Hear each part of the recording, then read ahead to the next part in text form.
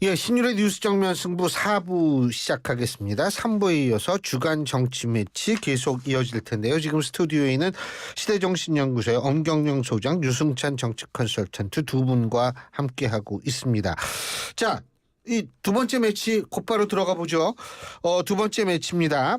자, 이재명 대표의 중도 보수 발언, 중도 외연 확장에 도움이 된다? 안 된다? 네. 저는 이재명 대표가 지금 분란을 엄청 크게 일으키고 있는데요. 저는 도움이 안 된다고 생각을 합니다. 왜냐하면 이재명 대표가 지금 중도 보수 얘기하지 않습니까? 제가 이제 그 이재명 대표의 부차적인 캐릭터가 실용주의다 이렇게 이제 전 북해에서 누가 결혼하나 그랬더니 이렇게 그게 이제 아니고요. 어떤 매체에 글을 쓴 적이 있는데요. 그러니까 이재명 대표의 주 종목은 진보고 그다음에 북해는 실용주의다. 저는 그렇게 보고 있습니다. 그런데 이게 지금 뒤바뀐 거예요. 실용주의를 주 종목으로 만들고 진보를 이 허접잖은 북해로 이제 내려간 거죠. 그래서 저는 왜 이게 이재명 대표한테 도움이 안 되냐. 첫 번째는 이재명 대표한테 최대 이슈는 말 바꾸기 이슈입니다. 도대체 진짜 이재명의 정체성은 뭐냐. 이런 게 국민들한테 깔려 있단 말이에요. 그런데 지금 갑자기 중도 보수라는 말을 들고 나오니까 이게 도대체 이재명 대표 어떤 사람이야? 이 사람 자체가 다 거짓말이네. 이런 인식이 있단 말이에요. 그래서 아까 유승찬 대표 부드러운 남자 유승찬 대표께서 말씀하신 지지율에 이재명 대표 지지율이 하나도 반영이 안 됐어요. 민주당만 지지율이 팍 올라가고 이재명 대표는 그대로 있단 말이죠. 참고적으로 민주당이 40% 정당 지지율이고요. 한국갤럽에서 이재명 대표는 34% 나왔습니다. 그러니까 지난주랑 똑같습니다. 지난주랑 똑같고요. 그리고 이게 중도 지지율도 하나도 유입도 안 되고 그러니까 진보만 그냥 이렇게 결집을 한 거예요. 그리고 두 번째는요. 이재명 대표가 지난 대선에서 광주 호남에서 얻은 득표율이 85%입니다. 정확히. 근데 여기서요. 김대중 전 대통령은 95%를 득표했어요.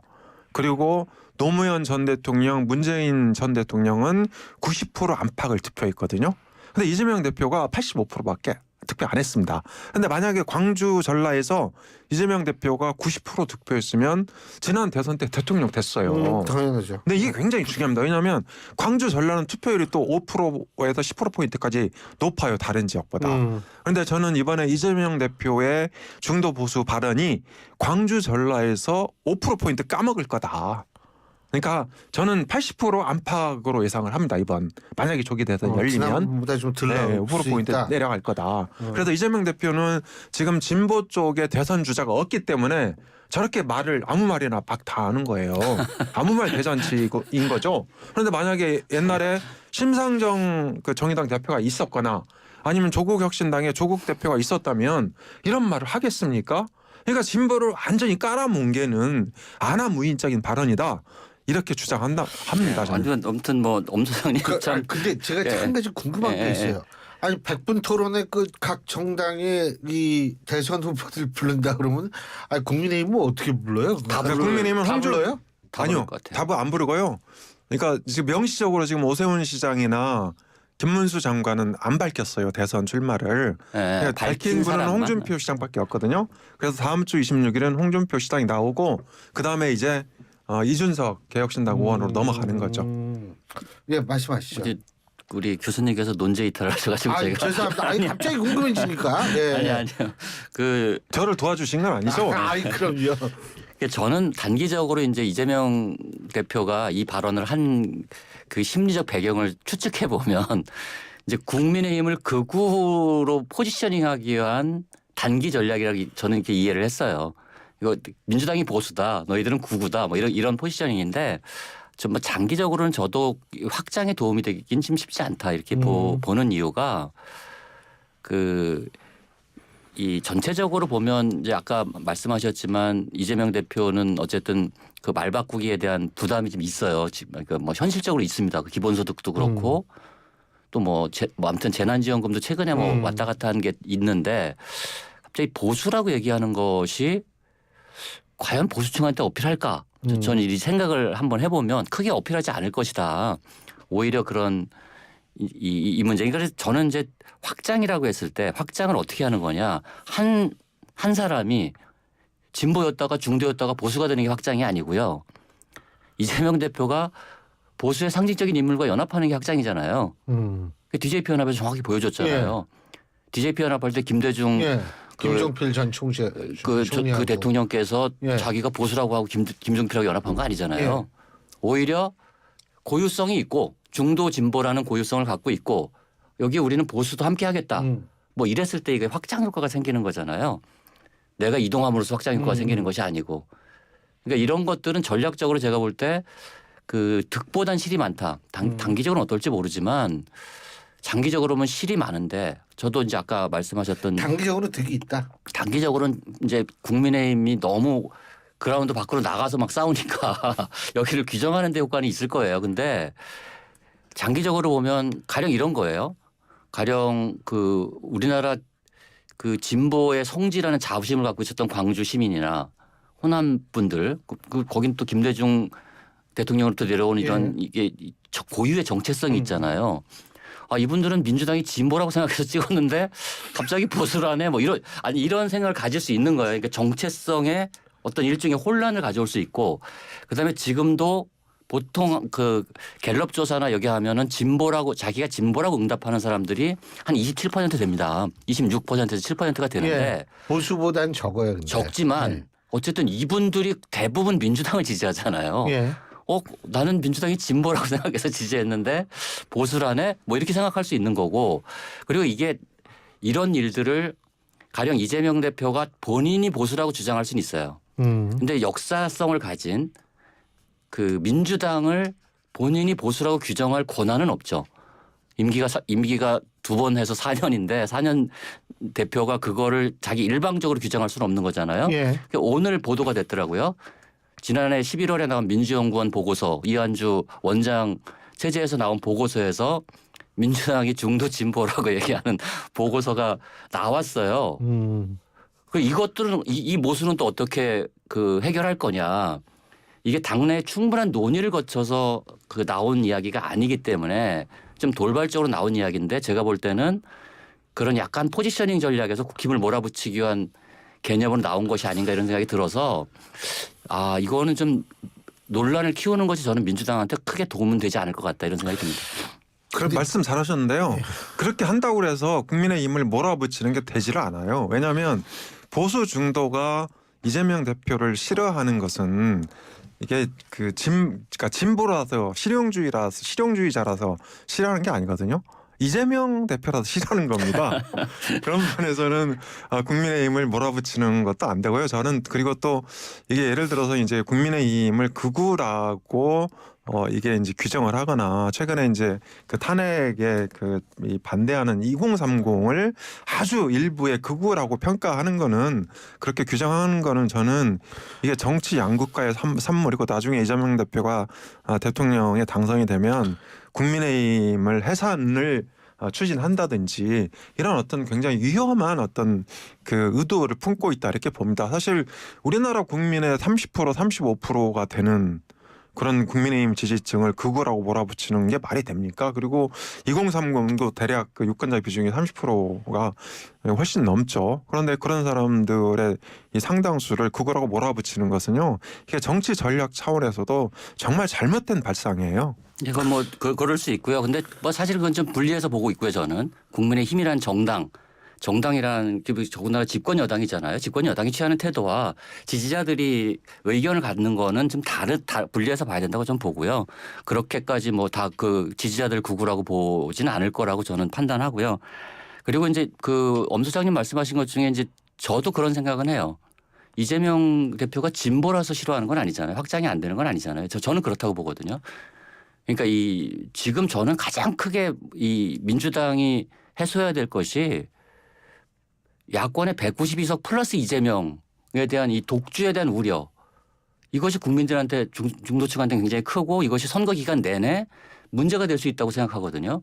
그럼 어떻게 이 독주를 안 하고 권력을 어쨌든 연합해서 가져갈 것인지에 대한 이런 굉장히 구체적이고 담대한 계획이 필요하지 지금 이념 논쟁이 주가 되는 선거는 아니에요. 이번 선거는. 그러니까 보수냐 진보냐의 대결이 아니게 될 거예요. 이번 선거는. 그렇게 가져가는 게 그렇게 민주당한테 보세요? 유리하지 않아요. 진영 대결이 유리하지 않다. 유리하지 않죠. 유리하지 않고 지금은 민주헌정 질서를 지킬 것이냐 말 것이냐의 선거로 판이 짜여졌기 때문에 이것이 외연이 민주당 입장에서 보면 이게 외연이 훨씬 넓죠. 지금도 어쨌든 그 정권 교체 여론이 크고 민주헌정 질서를 지켜야 된다는 여론이 60% 가까이 되는데 이걸 진보 보수로 형해화 시켜버리면 이거는 제가 볼 때 민주당한테 유리한 전략이 아니라는 거예요. 예. 그런데 최근에 민주당의 움직임을 뛸 수가 보면요. 없네. 내란 세력 심판 예. 이렇게 갈 가능성이 클 것 같아요. 그래서 저는 민주당이 그리는 그림은 내란 심판이다. 반면에 이제 국민의힘은 이게 그 이재명 심판 이렇게 이제 선거 구도가 잡히지 않을까 싶은데요. 저는 그런 차원에서 이 명태균 특검법 그 내용을 보면 다 내란으로 채워져 있어요. 그리고 이재명 대표도 발언할 때마다 내란이 지금도 계속되고 있다. 내란 세력을 심판해야 된다. 이렇게 얘기를 하고 있는데요. 아무튼 선거 구도가 그렇게 갈 것 같고 유승찬 대표 말씀에 저도 전적으로 동의합니다. 만약에 선거 구도가 그렇게 가면 국민의힘이 훨씬 유리합니다. 이미 내란 세력은 심판받았는데 이재명 대표 당신은 뭐냐 이런 여론이 커질 수밖에 없거든요. 그런 면에서 저도 이게 민주당의 선거 전략이 잘못됐을 가능성이 더 크다고 생각합니다. 근데 제가 이제 끼어있어. 끼려고 그러는데 끼질 못하고. 죄송합니다. 별 말씀. 근데요. 한국갤럽 조사에서 중도층이 여당에서 10%포인트 빠졌어요. 예. 직전 조사에 10%포인트 굉장히 큰 폭으로 빠졌죠. 굉장히 큰 폭으로 빠졌는데 자 그렇다면 저의 질문은 뭐냐면 10%포인트 빠진 거의 이유가 이재명 대표가 이제부터 우린 진보 아니다. 우린 중도 보수다. 이래서 빠졌을까요? 그건 전혀 관련이 없다니까요. 관련이 지금. 없다. 예, 왜냐하면 그건 바로 그 보수 응답자가 그러면 민주당을 좀 지지해야 되잖아요. 지난번부터 줄었다니까요. 예. 그 지지 폭이. 그리고 중도가 빠진 것은 저는 이제 국민의힘 책임이 크다고 보고요. 국민의힘에 조금 대한 구체적으로? 국민의힘이 계속 그 뭐 탄핵을 반대하고 헌재 찾아가서 헌재 압박하고 그런 이런 것들 때문에 중도층들은 굉장한 피로감을 느끼고 있다. 그러니까 이미 광장 시위에 대해서는 피로감도 있고 헌재 변론에 대한 피로감도 있어요. 지금 굉장히 많이 제 주변에도 지금 쌓여 있어. 이게 빨리 뭔가 좀 정리가 됐으면 좋겠다 이렇게 생각하시는 분들이 굉장히 많고 이제 그런 거라고 보고요. 저는 그래서 중도층 민심은 근데 이제 그 아까 말씀드렸듯이 만약에 이재명 대표가 보수라고 하잖아요. 만약에 앞으로도 계속 이걸 주장해서 끌고 가잖아요. 근데 이게 이제 저도 리얼리티, 그러니까 사실적 관점에서 보면 민주당이 꼭 진보라고 보지는 않아요. 저는 중도이고 최근에는 굉장히 우경화하고 있다고 저는 생각하거든요. 민주당 자체도 그 정책적으로 뭐 이제 최근에 금투세, 상속세 뭐 이런 그 기조만 보더라도 상당히 오른쪽으로 가고 있다고 보는데, 근데 중요한 건 선거에서 중요한 건 리얼리티가 아니고 퍼셉션이잖아요. 대중이 어떻게 인식하느냐의 문제잖아요. 근데 보수하면 국민의힘이라고 생각하지 민주당이라고 생각합니까 우리나라 국민들이? 그거를 그냥 이재명 대표의 말로 바꿀 수 있나요? 그런 오랫동안 맞아요. 해왔던 그 역사성을. 시간의 축적의 결과인데. 그거는 오히려 상대의 프레임에 말려 들어갈 수 있는 이제 그런 거고, 이게 이재명 대표가 확장을 한다는 건 연합할 수 있는 가능성, 자기 혼자 독주하지 않겠다는 이 시그널을 보내는 게 훨씬 중요하지 이념적으로 내가 보수야라고 주장하는 게 중요하지 예. 않다 이렇게 봅니다. 예. 그러니까 발언의 총량 측면에서는 유승찬 대표가 저보다 훨씬 많은 것 같아요. 그래서 저는 이제 맡기세요 그러면. 저는 그래서 이제 계속 반박을 하는데 이게 여의치 않게 불똥이 교수님한테 튄 거니까 좀 이해를 해주시면 좋겠고요. 저는 이제 한국갤럽 여론조사가 아마 그런 측면이 있습니다. 저도 그러니까 이 통계를 꼼꼼히 살펴봤는데요. 일단 그 응답률이 많이 한 2%포인트 정도 떨어졌어요. 그죠. 네, 그리고 맞아요. 아까 저 유승찬 대표도 말씀하셨는데 이 보수 응답자 자체가 좀 줄었어요. 예. 그래서 지금의 이제 사회 분위기, 우리 정치 사회 분위기에서 국민의힘이 하는 것을 하는 이제 그 모양을 보고 샤이 보수가 그렇습니다. 샤이 보수가 이제 생겨난 거고, 그리고 이제 그 이 소극적인 국민의힘 지지층 그리고 국민의힘 지지 성향의 중도가 이를테면 침묵의 나선, 그러니까 전화조사에 응답을 하지 않은 그런 측면이. 왜 그렇게 갑자기 변했을까요? 그러니까 이제 이게 국민의힘이 하는 게 마음에 안 드는 거죠. 너무한다, 너무 오버한다, 이렇게 그 보고 있는 거고요. 그러니까 그 예로 들 수 있는 게 어제 그 전국 지표조사는 응답률이 20%가 넘었거든요. 맞아요. 거기서는 이제 국민의힘 지지율이 3%포인트 정도 높았어요. 예. 네, 그런 걸 볼 때 저는 이게 이제 일시적으로 이런 현상을 미치고 있다. 그리고 저 아까도 말씀드렸는데요. 이게 그 탄핵 뭐 결론이 나면 인용을 하든 뭐 기각을 하든 탄핵 결론이 나면 국민의힘도 이게 그 조기 대선에 대한 어떤 계민한 대응 또 전략적인 대응으로 태세 전환을 할 수밖에 없지 않을까 그런 면에서 그러니까 너무 우려할 필요는 없다 이렇게 보고 있고요. 다만 국민의힘 지도부가 이게 그 중도 지지율 빠지고 또 정당 지지율 빠지고 이런 거에 대해서 좀 더 이게 좀 무겁게 받아들여야 된다 그렇게 보고 있습니다. 예, 예. 저도 뭐 동의합니다. 네. 저게 MBS 말씀하시려는 거죠. 이제 말씀하세요. 제가 찾고 있으니까. 그러니까 지금. 이제 네. 원고에는 있던데요. 그 있어요? MBS 여기 있어요. 찾았어요. 하고 이제 이게 달라요. 지금 갤럽 같은 경우는 보수가 309명, 중도가 308명, 진보가 269명 이렇게 나와 있거든요. 예, 보수가 한 20-30명 준 거예요. 예. 그러니까 응답을 안 한 거죠. 중도가 네. 늘어났어요. 네. 그러니까 중도가 늘어났어요. 혹은 보수인데 내가 중도라고 응답하게 한 사람도 있을 거예요. 네, 맞습니다. 제가 볼 때는 네. 이게 보수 지금 아까 말씀하셨듯이 국민의힘과 그리고 저런 광주 금남로 시위 뭐 이런 것들에 대해서 불편한 감정을 가진 분들이 응답을 안 했거나 보수라고 자기를 표현하지 않았거나 뭐 이랬을 가능성은 있죠. 예. 그 엠브레인 퍼블릭 키스대 리서치 코리아 리서치 한국 리서치가 2025년 2월 17일부터 19일까지 전국 18세 이상 1000명을 대상으로 한 전화 면접 조사이고요. 자세한 사항은 못 가집니잖아요. 중앙선거 여론조사 심의위원회 홈페이지를 참조하시면 되는 여론조사가 바로 NBS 조사였는데 근데 저 약간 모르겠더라고요. MBS 조사는 그렇게 응답률이 높고 요건 상대적으로 좀 낮고. 그거는 갤럽은 이제 그 콜백이라고 그래가지고요. 예. 보통은 이제 그 여론조사 회사들이 전화를 계속 걸어서 전화를 받는 사람들 예. 응답을 많이 받잖아요. 근데 갤럽은 1차 응답자를 40%만 반영을 해요. 왜냐하면 전화를 처음에 안 받는 사람들 그래서 이걸 콜백을 해서 다시 이 응답을 받아내는 예. 이런 시스템을 가지고 있기 때문에 중도층을 조금 더 많이 표집합니다. 갤럽이. 그래서 MBS랑 제가 볼 때 차이가 나는 거는 응답률 차이나 그런 보수 중도 진보 이 표집의 차이가 나는 것은 콜백 시스템 때문에 그렇습니다. 갤럽은 5차까지 콜백을 해요. 그래서 3일 동안 조사를 하고. 원래 외국은 다 그런 걸로 알고 있는데. 그러니까 이게 그래서 표본 크기, 그러니까 이 규모 그 전화하는 규모 자체를 굉장히 줄여서 잡아요. 갤럽은 한 7,100명 정도 잡습니다. 여기는 그래서 거기에서 계속 전화를 안 받은 사람도 계속 전화를 해서 응답을 이끌어내는 뭐 이런 조사들을 하기 때문에 약간 좀 다르게 나타나는 것 같습니다. 자 그리고 이 지금 차기 뭐 대선 후보 지지도 이거 계속 나오지 않습니까? 그죠? 근데 이거 보면은 이재명 대표 한국갤럽 기준입니다. 34, 김문수 장관 9%, 홍준표 시장 5%, 한동훈 전 대표, 오세훈 시장 각각 4%, 이준석 의원은 2%. 이거 어떻게 보십니까? 네, 김문수 장관 지지율이 좀 주춤거리고 있는 것 같아요. 그러니까 물론 ARS 여론조사에서는 이제 그보다 많이 나온 것도 있는데 대략적인 흐름이 계속 치고 올라가다가 좀 상승세가 주춤하고 있다. 이렇게 볼 수 있는데요. 이게 국민의힘 지지율 그러니까 정체 국면하고 좀 같이 연동이 돼 있습니다. 그리고 이제 김문수 장관의 어떤 그 양자 경쟁력, 그러니까 이재명 대표하고 양자 대결을 붙였는데 신년 여론조사에서 오세훈 서울시장보다 좀 뒤지는 걸로 나오는 결과들이 꽤 있었거든요. 그래서 보수층 내에서 김문수 장관에 대한 여론 흐름이 조금 주춤거리고 있다 이렇게 볼 수 있을 것 같고요. 그리고 지금은 이제 그 탄핵 기각에 대한 기대들이 아직은 남아 있어서 보수층이 적극적으로 차기 주자 대선 후보를 아직은 찾고 있지 않다.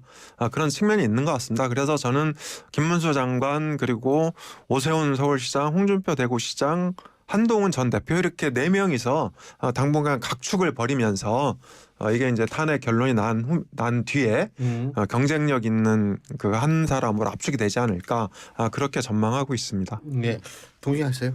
뭐 대체로 동의하고요. 근데 저는 이제 뭐 이재명 대표 34%를 어떻게 볼 거냐 이런 문제에 대해서 MBS는 31%입니다. 그러니까 31%, 34%, 뭐 어쨌든 30% 초중반대 뭐 이렇게 봐야 되나요? 네. 아무튼 이거를 뭐 박스권이라고 이제 언론들은 많이 얘기하잖아요. 근데 이건 좀 상대적인 것 같아요. 제가 볼 때는 국민의힘이 지금 같은 스탯을 갖고 있으면 이건 저는 대세론이라고 봅니다. 그러니까 이게 이제 국민의힘 하기에 따라서 이것이 박스권이냐 대세론이냐 결정이 될 텐데 지금 나오는 숫자 이게 34%고 김문수 장관이 9%잖아요. 지금 갤럽 조사 같은 경우는 네. 차이가 굉장히 크잖아요.